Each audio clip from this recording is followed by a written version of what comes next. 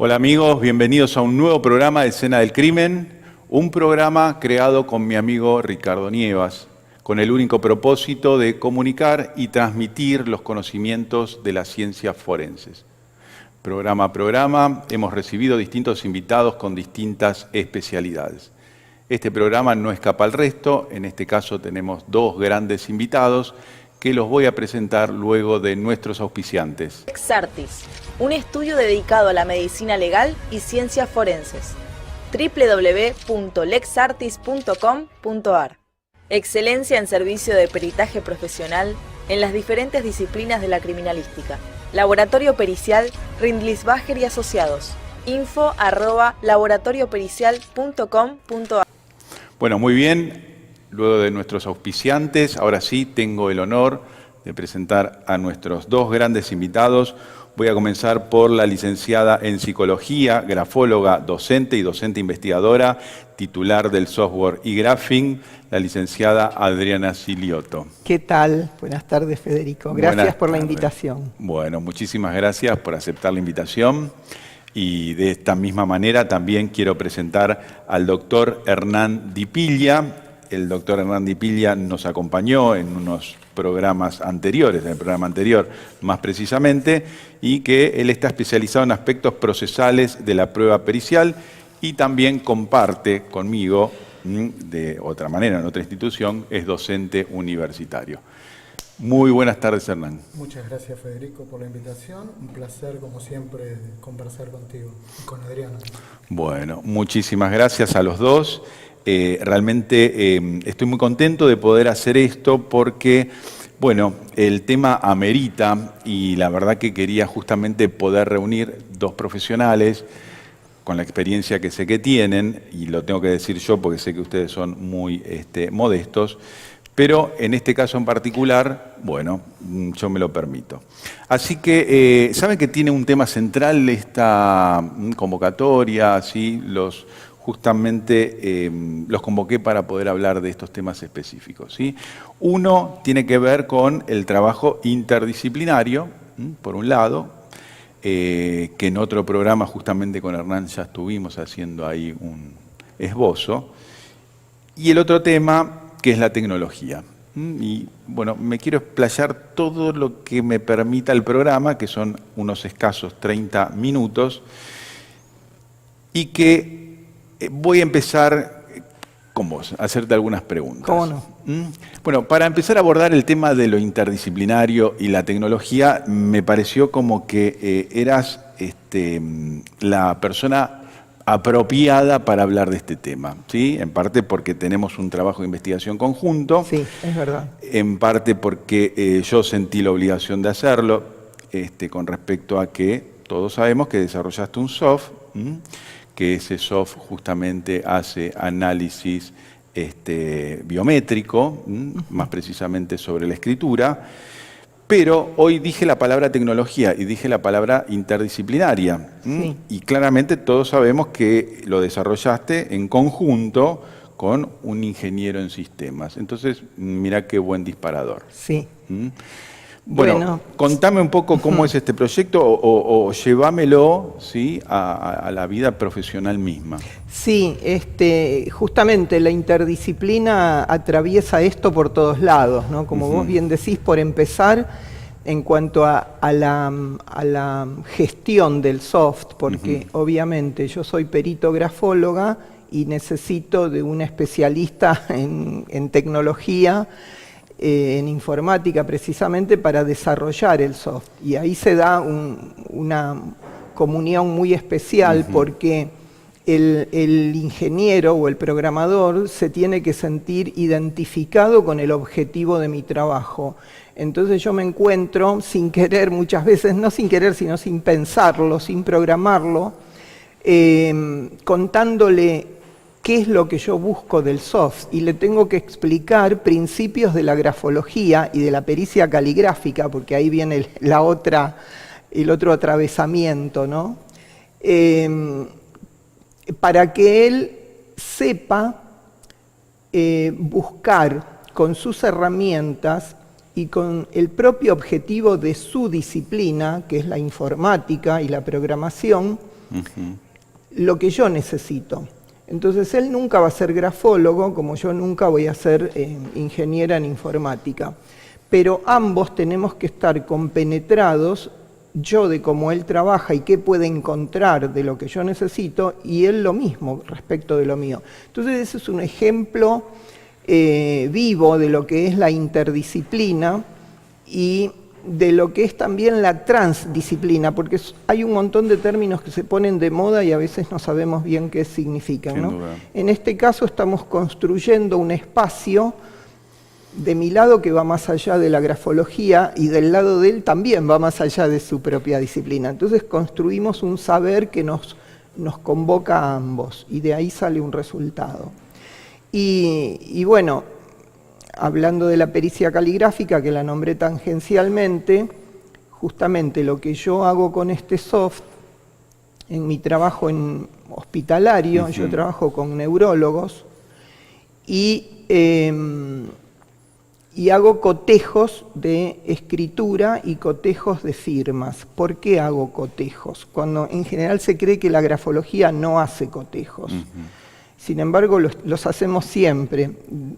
De hecho, cuando vemos la evolución de la escritura de un niño, estamos viendo el cotejo de cómo era en una etapa y cómo es en la próxima. Lo hacemos siempre.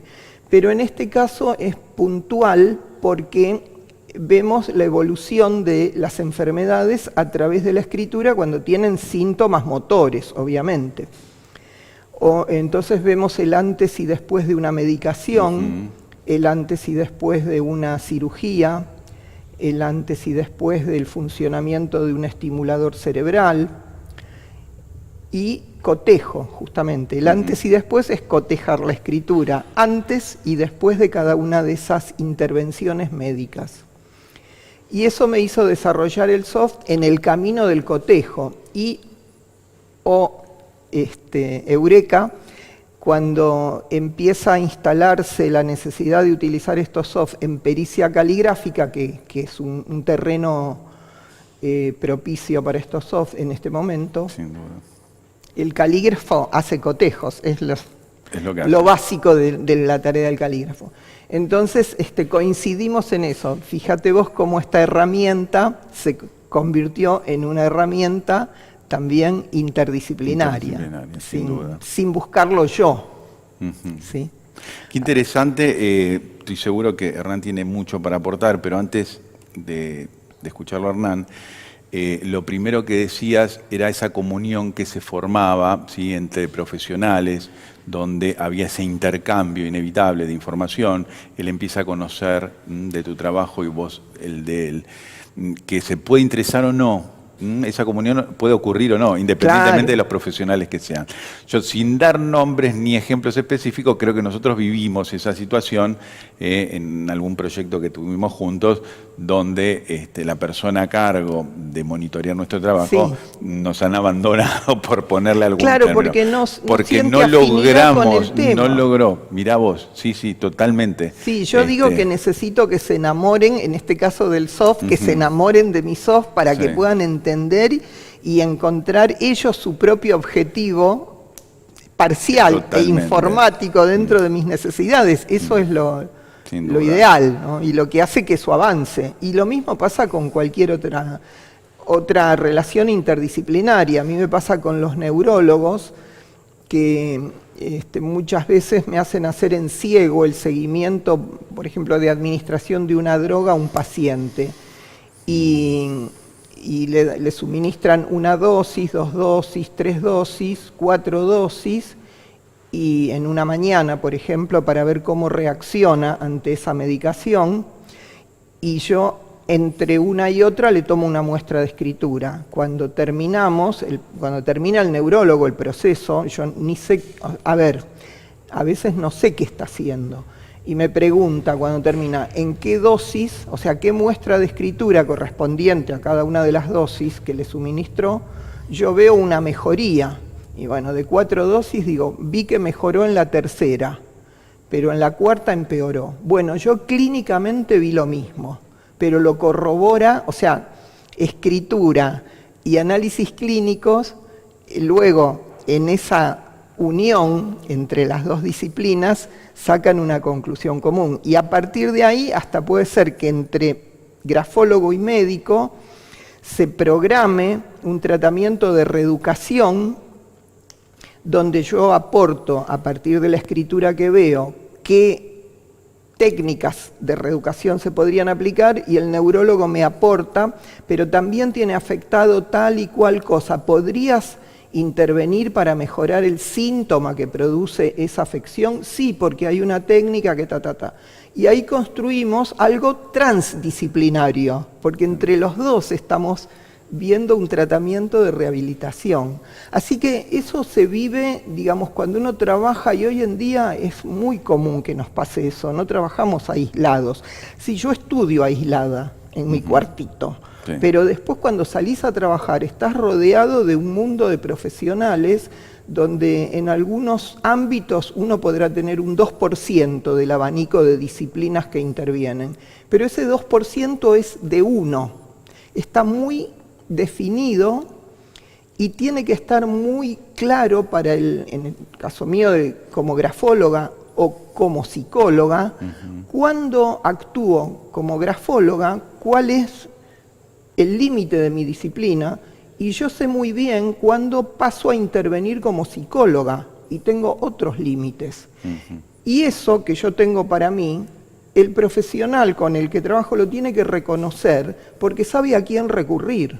Sin duda. Porque cuando necesita un psicólogo viene y me pide determinada cosa como psicóloga.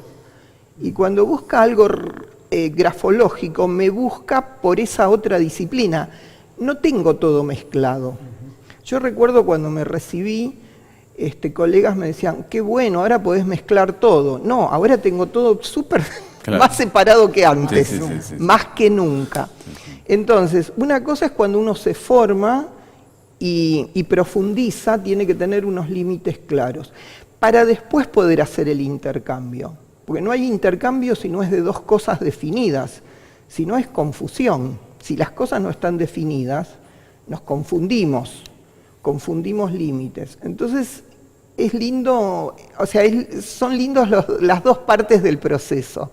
Profundizar en las especialidades de uno y así poder intercambiar con la certeza de que uno va a aportar algo propio específico. No estoy mezclando con lo del otro. No, yo te aporto algo que es propiamente de mi disciplina. Excelente. Eso es lo que me atrapa de mi trabajo, ¿no? Poder... Buenísimo, Adriana, se te escucha hacer las dos cosas. Muy apasionada cuando hablas de sí, lo que te gusta. Bueno, yo estoy seguro que Hernán tiene para hacer un gran aporte, porque... escuchaba atentamente. Sí, te atrapa, Cuando... Dijo la palabra unión, dijo que primero fue perito grafóloga y después psicóloga, y lejos de confundir, ahí es cuando tuvo todo mucho más claro. Exacto. También dijiste que había que enamorarse de tu software.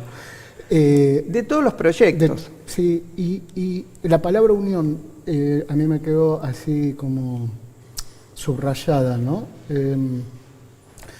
Creo que, si no me equivoco, corregime Federico, esta charla tenía como título algo de la armonización con el derecho también, ¿no? También, sí, por supuesto. Unir es armonizar también, ¿no? En esa conversación tan interesante que tuvieron ustedes, a la que yo le presté mucha atención, a lo mejor no terminando de llegar del todo porque es muy especializada, pero yo trataba de pensar cómo amalgamarla, cómo armonizarla cuando eso se está dando dentro de un proceso judicial, ¿no? Y yo creo que, bueno, Adriana lo dijo de un modo diferente.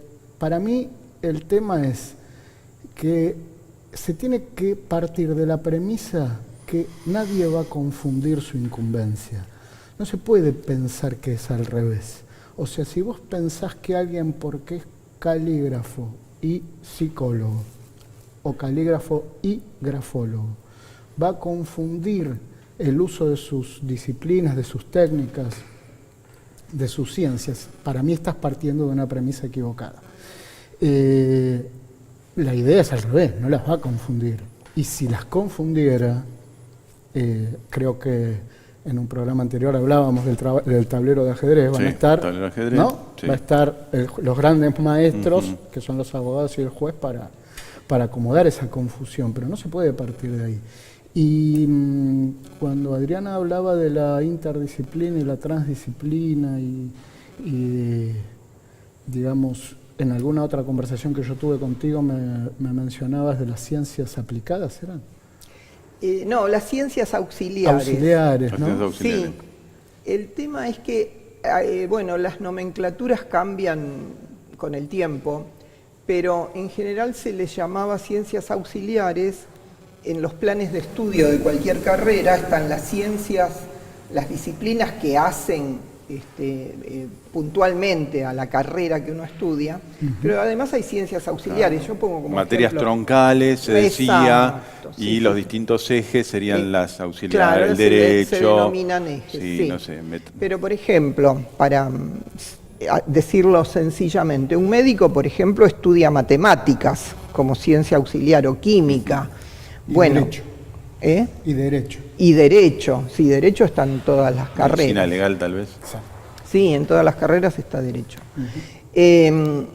Pero es una ciencia auxiliar. Entonces el médico toma, y en todas las carreras pasa lo mismo, uno toma de las ciencias auxiliares algo de esa ciencia que le ayude o que aporte al conocimiento de su propio objeto.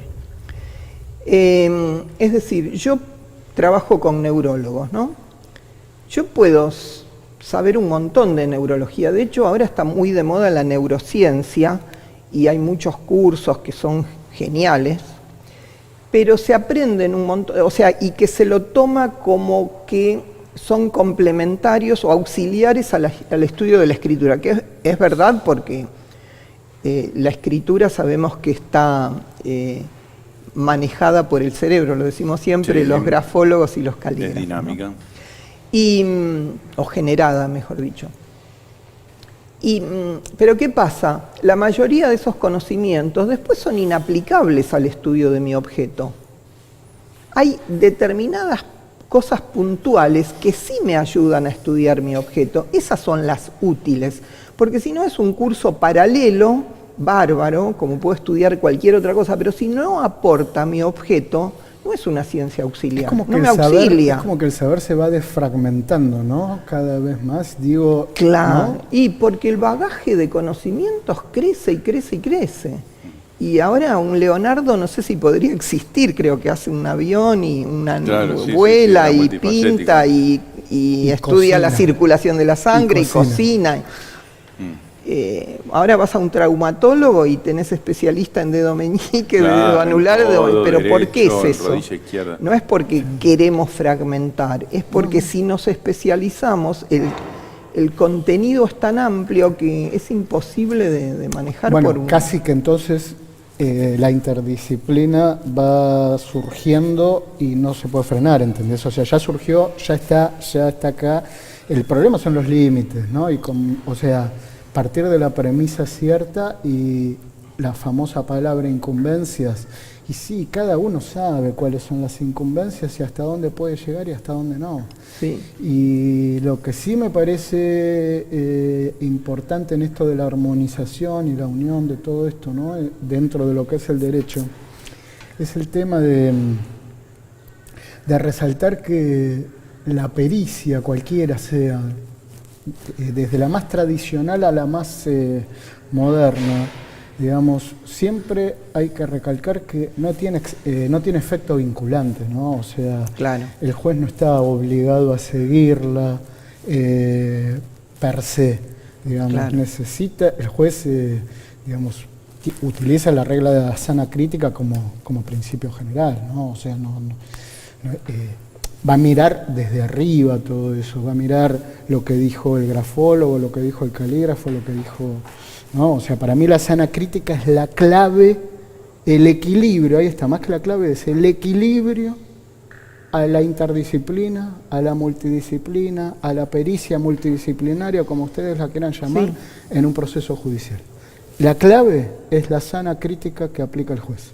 Que si después querés te doy algún detalle. Bueno. te lo voy a pedir, pero me voy a detener un poquito. Hablamos de interdisciplina, hablamos de la humanización del derecho y hablábamos de la tecnología. Y me voy a detener un minuto en la tecnología, a ver si me puedes ayudar a aclarar este punto.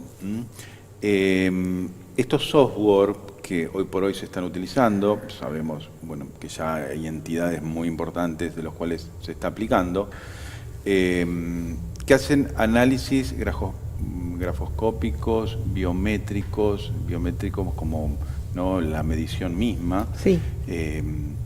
Y parece ser, como en cualquier otra profesión, tenemos siempre ahí los fundamentalistas de... no sé si vos sabías, la grafoscopía nunca fue bien mirada, la biometría tampoco para el estudio de escritura. Sí, obviamente. La grafometría condenada. Condenada, sí, la biometría utilizada para las huellas dactilares, sí. para la geometría del iris, para los rasgos faciales, para un montón de cosas, sí, pero no para este tipo como en la pericia sobre identificación de la voz, que se entiende que también es una biometría dinámica. Son conductas y son dinámicas. Y entonces, claro, la preocupación y la crítica que tenemos es de la medición, trabajar con unidad de medida, de la precisión, creen que se está pretendiendo llevar esto a una ciencia exacta. ¿Qué me dirías respecto a esto? Dado que yo tampoco coincido que no hay ninguna intención de ir a una ciencia exacta. No se podría tampoco. Pero me interesaría tu opinión. Sí. Si de tecnología hablamos, ¿no? Sí. Sí, la tecnología en este caso no es nada más que un instrumento nuevo, un instrumento más. Es decir, si vos te pones a pensar una regla... Vos medís la altura de las dimensiones de una firma. ¿Con qué las medís? Con una regla, con el sistema métrico decimal. Y decís, la firma mide 4 por 3, no sé, digo cualquier cosa, o la altura de una letra. Estás dando un dato preciso, exacto, matemático. Y eso se usó siempre, pero no convirtió a la pericia caligráfica ni a la grafología en ciencias exactas. Porque esa medición es variable. Una firma mide eso, cuando volvés a firmar, tu firma mide eso ahora, firmás 5 segundos después y la medida varió. ¿Por qué? Porque es una conducta gráfica. No es como el iris, que es siempre igual, o la huella digital, que es siempre igual. Al ser una conducta es dinámica y cambia.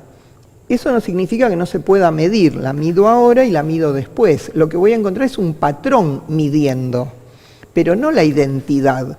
Entonces, lo que se cree, y por eso siempre fue condenada la grafometría, y en algún momento sí se la usó mal, es verdad, y eso ayudó a que se la condene, porque decía, si dos escrituras son iguales, pertenecen al mismo pulso, y a lo mejor estaba calcada, es decir, que sea igual me está hablando al contrario. Si es una conducta dinámica, nunca pueden ser iguales. Pero ahí está el criterio del perito, hablando del criterio, ¿no? Como hablabas del criterio del juez. El que valora es el perito. Mide un instrumento como siempre midió una regla o un transportador que mide ángulos. Bueno, eso siempre lo usaron los peritos y nunca se cuestionaron.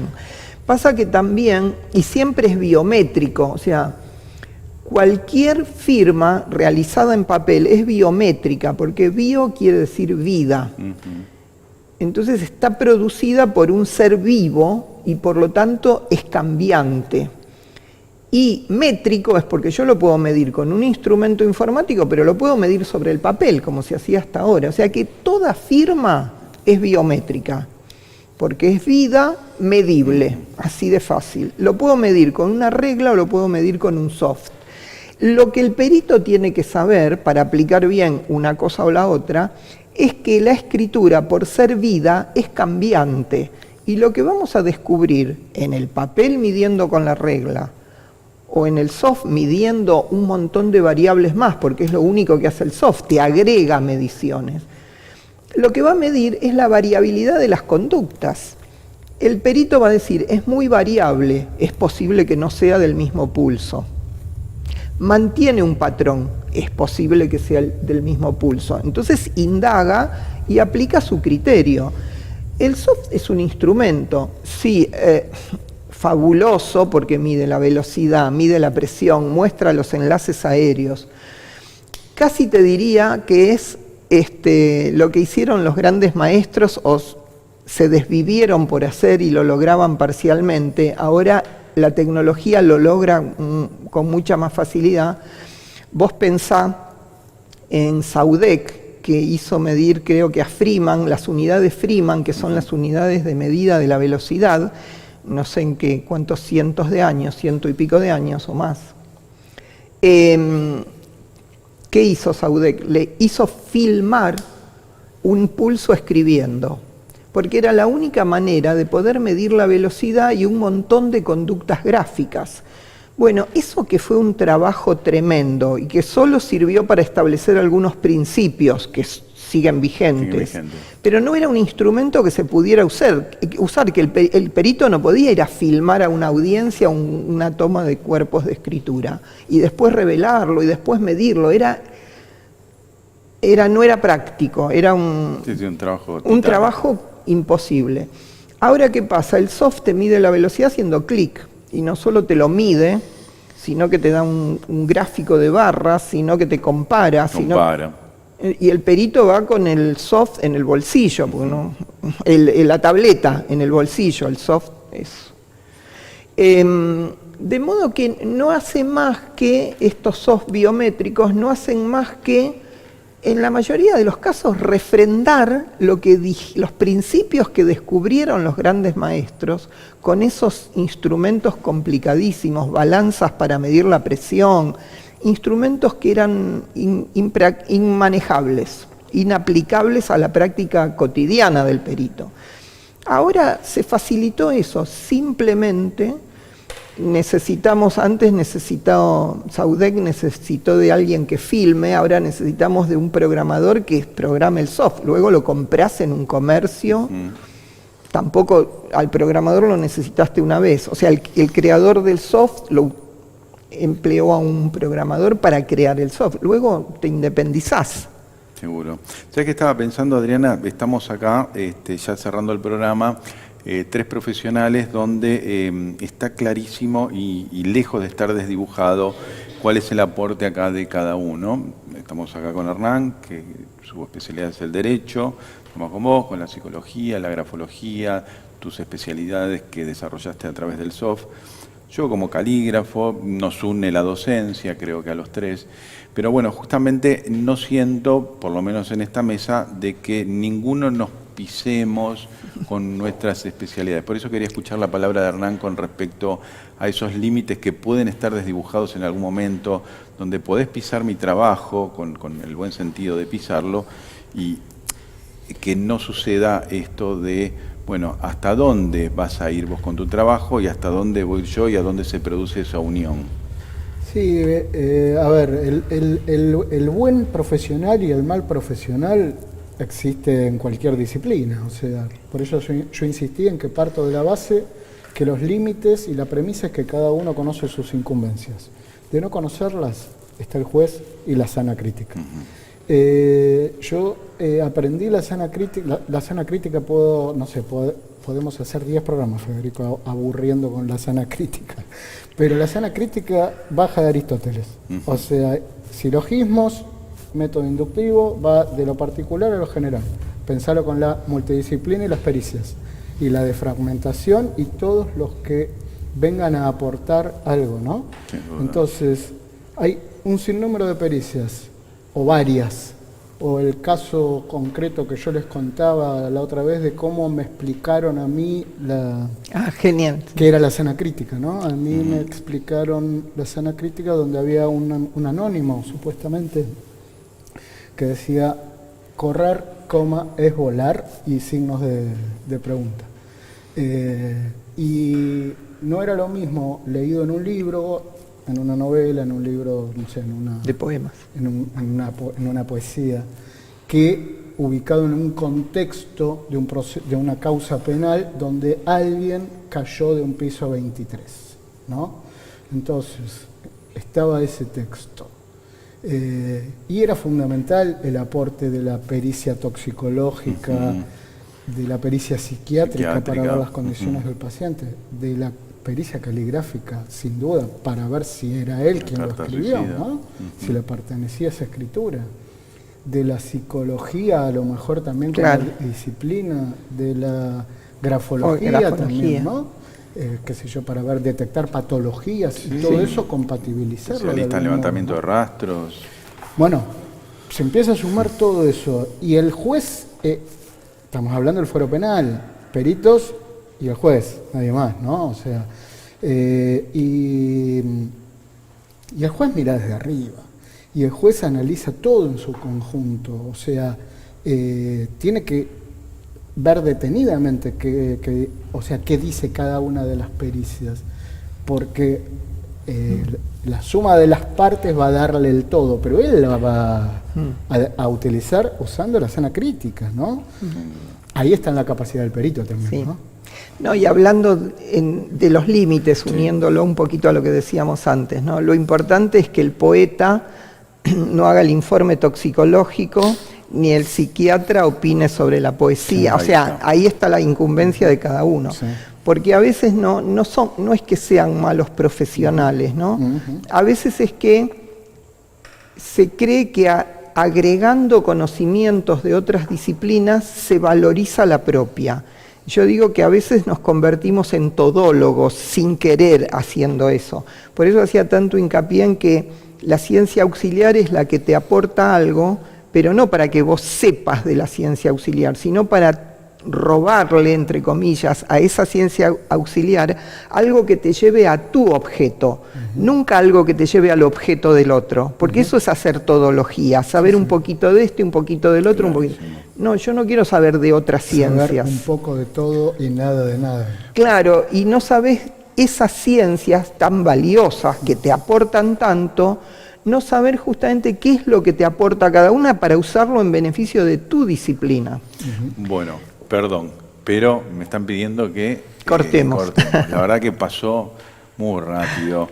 Realmente pareció una charla de amigos de café, lo disfruté. Pero no estaba el café. Enorme. Nos faltó el café. Bueno, prometo que para la próxima, no sé si en pero vamos a tener un buen café.